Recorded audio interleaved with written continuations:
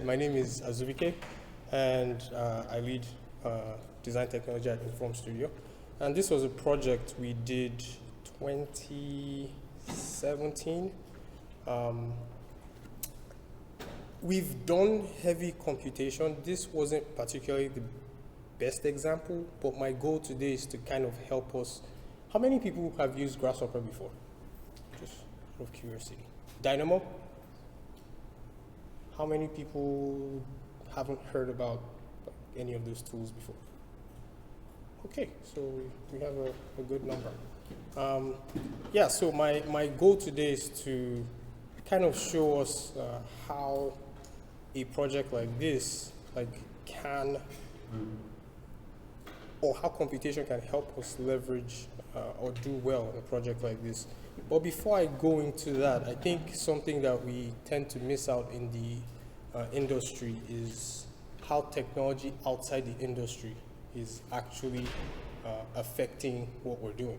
And not just us, but our clients, how they're being bamboozled by advancement in technology. This is a graph that shows pretty much the acceleration, and it's pretty crazy to see just this type of asymptote, curve between just somewhere in 1980 and 2000. And it's because hugely on how chips have become more effective, more compact, and processing power has really skyrocketed. You now have more, because of the size of these chips, you have more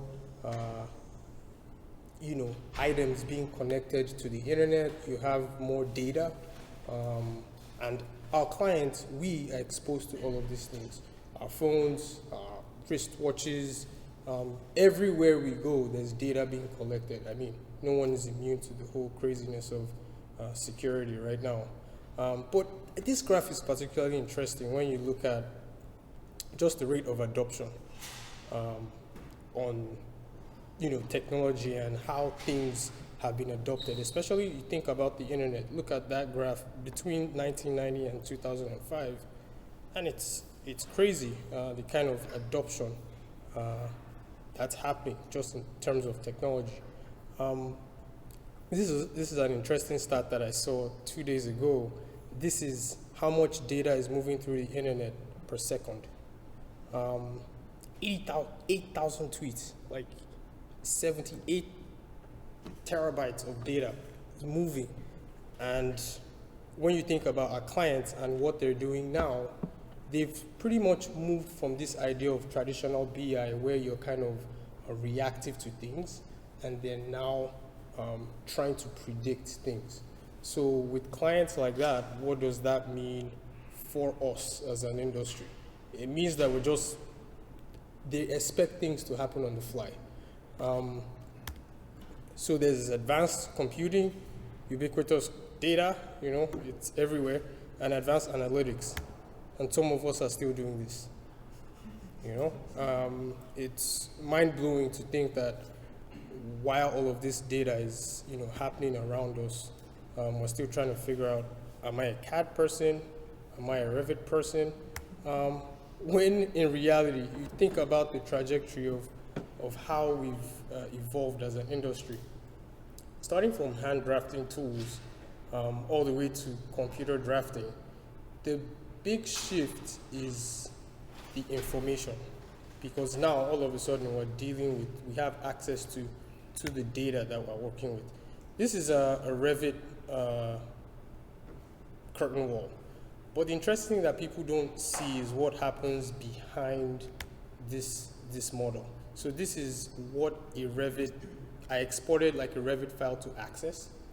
Just Revit is pretty much a database. So I exported it to Access, and this is tons of information that was in our file, and these are all the connections that are happening in a Revit file, just one file. Each of these things are a table, and each table is connected to different things. That's why you're able to find out how many floors, how many doors are on the floor, because there's the interrelationship between all of them. But the whole idea of, the information age didn't really start now. People started playing around with API access, which is pretty much the software companies opening up a portion of their software to have people hack the system to do what they want. And people have been doing that through macros. I don't know anyone here who ran Lisp operations. I've run into a bunch of people, but that used to be the way people automated things with CAD. You think of teams like the modeling group at Foster and Partners. Like these guys were, embedding mathematical equations to kind of develop geometry. That didn't happen today. Like this is things that happened kind of in the early 2000s. And then you have parametric capabilities. All of that led to the idea of, all right, we have this information, that's fine. How do we start to leverage it? And this whole idea of, Grasshopper came up, easier UI, given that some of you are, more advanced in this or have used it, this is no new thing to you. But it gets to a point where some of these visual scripting tools become helpless. Like you can't, they hinder what you can do because they are pretty much small chunks of code, but sometimes you need to do more advanced things. And so computation is not about drawings. Seems like the group we have here seems to get that. But I think of computation as curating the flow of data pretty much to achieve a desired result or reveal some unknown. And why I say that is because it's beyond coding. It's a bigger understanding of how do machines talk, how do softwares interact. Like I said, it's not about coding, it's about thinking. And that's, I think, a problem that our industry is trying to get out of, especially when we start comparing CAD and Revit. Nobody is drawing in Revit. Some people still do, but Revit is not a drawing tool. And so you have this idea of you can't leverage the information in Revit because it's a line, and you can't use a line for anything. So how do we use computation on a project like this? Just to give you some background on the project, it's an 88,000 square foot project, and only pretty much 2.5 people delivered this project from kickoff to CD package in 6 months. And it came under budget and was on schedule. I'm glad I can say that openly in the campus because it's true.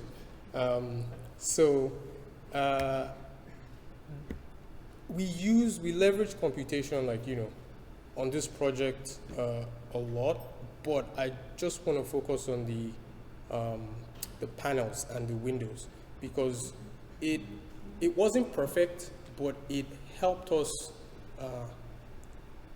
save money on portions of the project that might lead to waste or lead to even lack of maintaining the design integrity just because we're trying to save money. Again, computational thinking starts from a curious challenge. And so you will notice that, like the things I gave you, does anybody have more than 2, or does everybody have 1? Is there anyone who doesn't have anything? So what we're going to do today is, instead of me, showing you fancy Grasshopper scripts or, just tools like that, we're going to build the logic ourselves. And so what you're holding are different logic aspects of the logic that made the script. So as I move along, what I will ask is, hey, what step do you think comes next? And there's a task. What you have is a subtask. So when you see me go over to the task, whoever has that corresponding color, and you think that, oh, at this point, I think this is the next step in the logic process, feel free to tell us why you think that. You don't have any. Does anybody have more than 1? Yeah, 5 or 6 extra. Oh, okay. Yeah. Okay. There we go. I'm going to play a video real quick. I don't know how many of you have seen this video.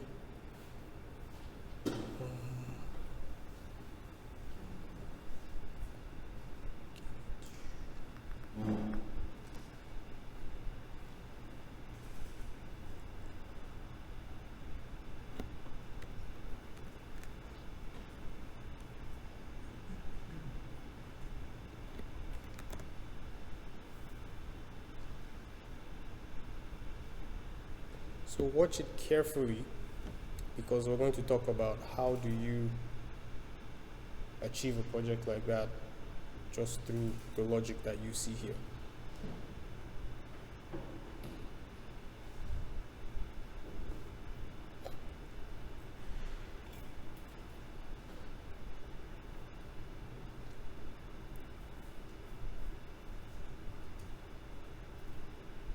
Those are windows, and we're trying to make sure that we aren't having any waste in the material, the panels, the materials we're using for the panels. So it's a question of how do we have this variation in window types without cutting out of having waste, essentially. And so that's scaling it,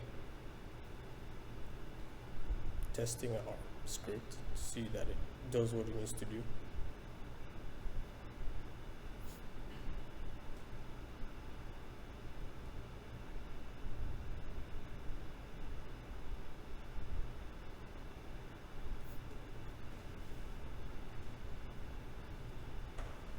Just an idea of how it was formulated.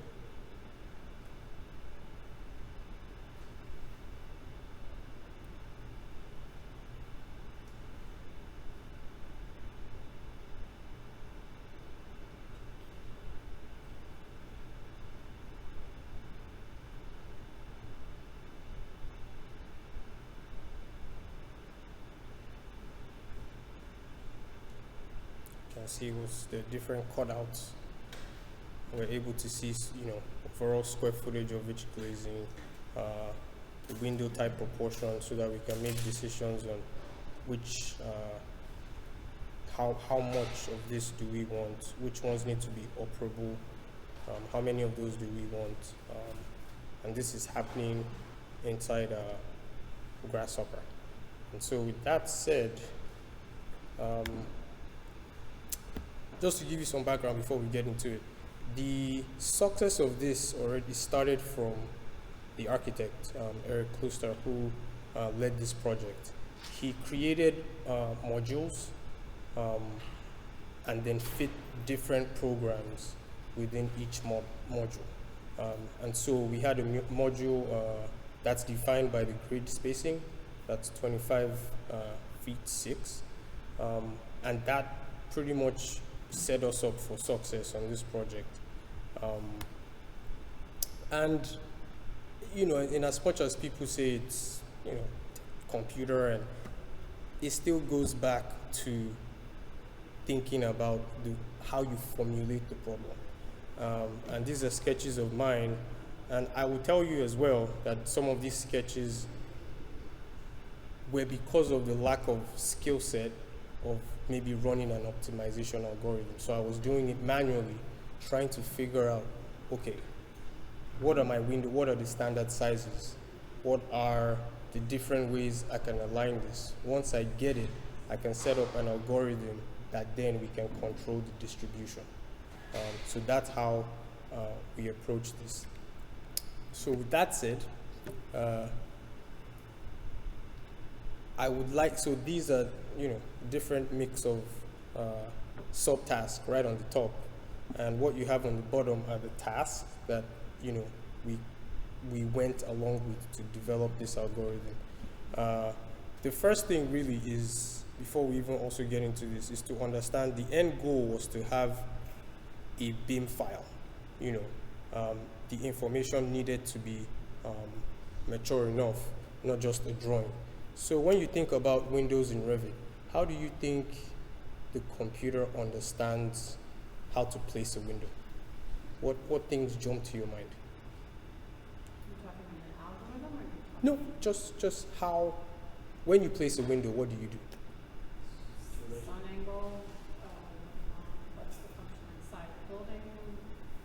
So more of the technicality behind Revit, like hosting. There we go. Okay, what else? Offset from sale. Sale height. Okay, the family. Exactly. So see, that's how the computer thinks. It's looking for. There's a point. There's a host that's associated with that point. There are levels. So my when you now think about computation, is that information can come from different places. It doesn't need to be specified in the program. If I can access that information in the background, then it means I can automate different things, especially given the fact that we're working in Grasshopper and Rhino in the DD stage, and then we have to move that information to Revit for the documentation side. So we have to figure out, how do we not create redundant information? How do we use the information that we created in Rhino and Grasshopper and pass that information onto Revit? So it's a question of, what do we have? How does the software work, and what do we need to output out of Rhino? So the first thing, like I said, was I went through this process manually, but then now that I had a pretty much dimensionally something that worked, the next thing was to create that, simulate that in the software in Grasshopper. So that's creating an algorithm for the combinations of the panels and the windows. So that was one task. What do you think, this is color blue, so what do you think will be a subtask under that task for anyone who has a blue? Creating an algorithm that simulates that combination. So I sketched out, like I said, ways for the window size and you have an answer? I think so. Okay. Use metrics to decide how much of each window pane combination should exist on the facade. What color do you have?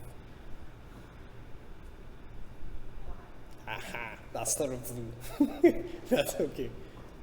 Does anybody have a blue? No? I have a blue, but I don't think it's the first one. Okay. I have one. Is there any blue there? Should I read it? Sure. Wow. Window location is placed based upon XYZ coordinates. No.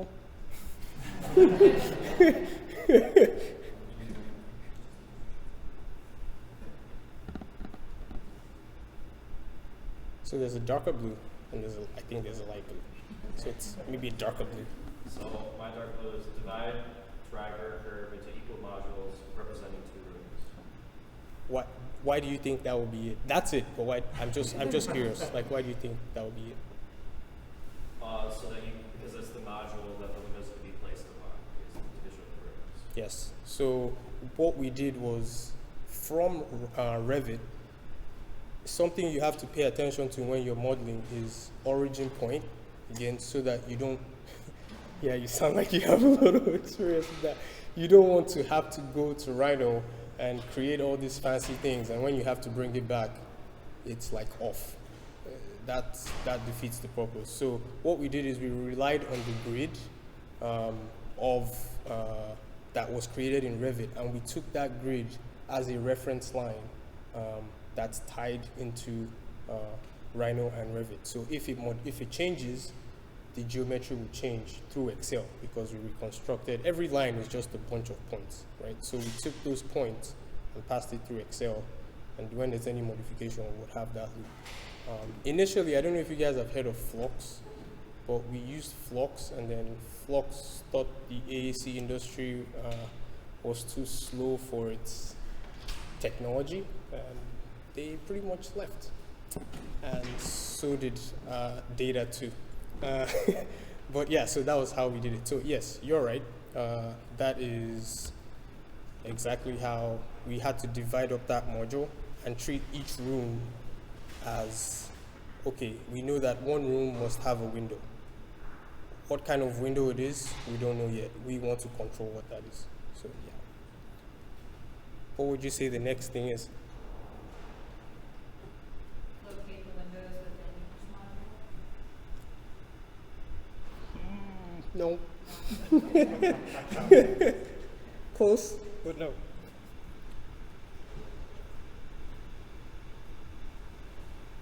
Anybody else?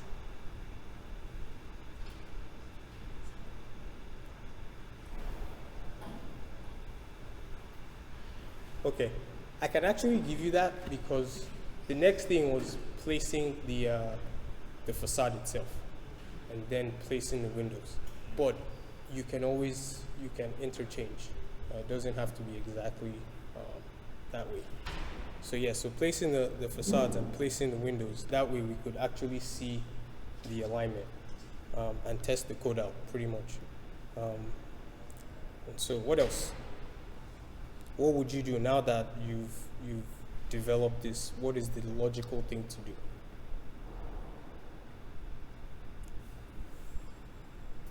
So you have one line, you're trying to test your code, you find out that your code works on that one line. Test it on multiple, like, because you might then, add multiple to it, and then all of a sudden you figure out that your code breaks. That's not the best thing. So the next thing moving forward is, okay, now that everything seems to work well, the next thing I want to do is control my distribution.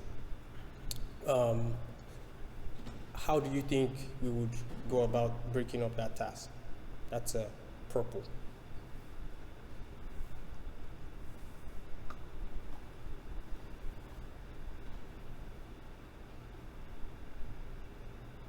I hope you don't feel like you're on the spot.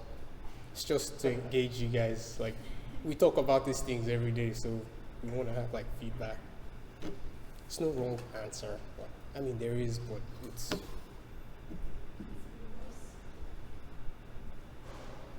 Which one? Place the windows? No, you won't. Right now, you're trying to control the distribution, so you're not placing windows. Do you have a purple? Okay, so ideally what you would do is take those curves and then you're going to apply that division. You're going to divide more curves. Create driver curves in your grid line of levels? Sorry? Create driver curves in your grid line of levels? Create driver curves? Yes. That's a blue, not a purple. But yeah, you're going to divide the module curves into two separate groups so that, yeah, sorry. Can I ask a really dumb question? There is no dumb questions. What do you mean by driver curve? So that is a very good question. So if you think about how we're building this script, right? We need something that can pretty much act as a module. How can I repeat this logic in multiple places?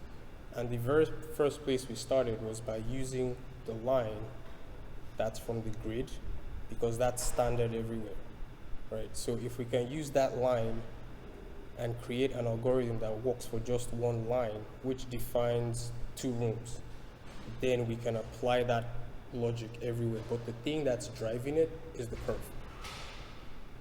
So what's the curve? The curve itself is, let me see if I can go back.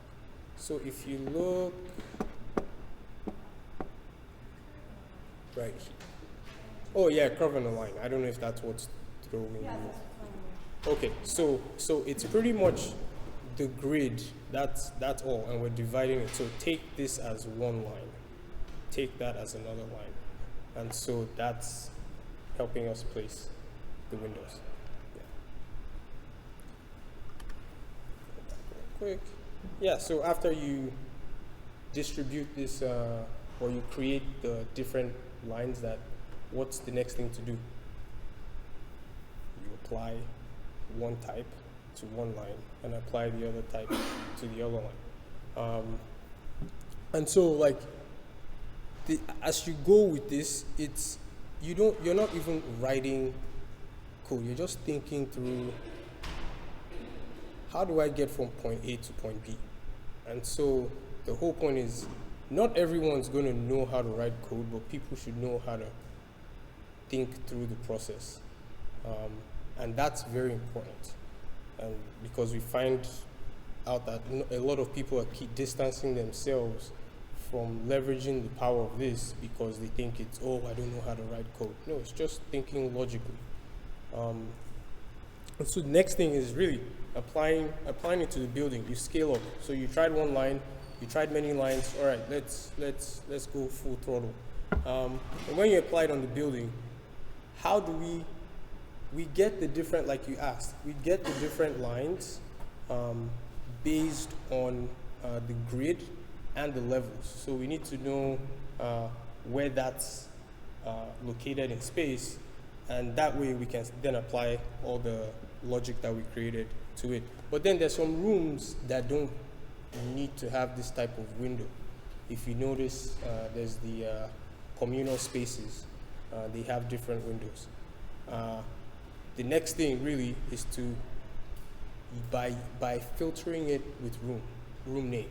That's what we did. So we created, we took the points that define the room and also the room name from Revit into Rhino, and then we're able to search the name and then get the actual index of that point. And so when we know, oh, this is the point for the window that we don't, or for the room that we don't want to apply this to, we use that as a filter. So you can see that understanding what information you need from different places come into play. I hope you don't find this too technical. The whole point wasn't for it to be technical. Then, the next thing is, let me even see if I can show you an example.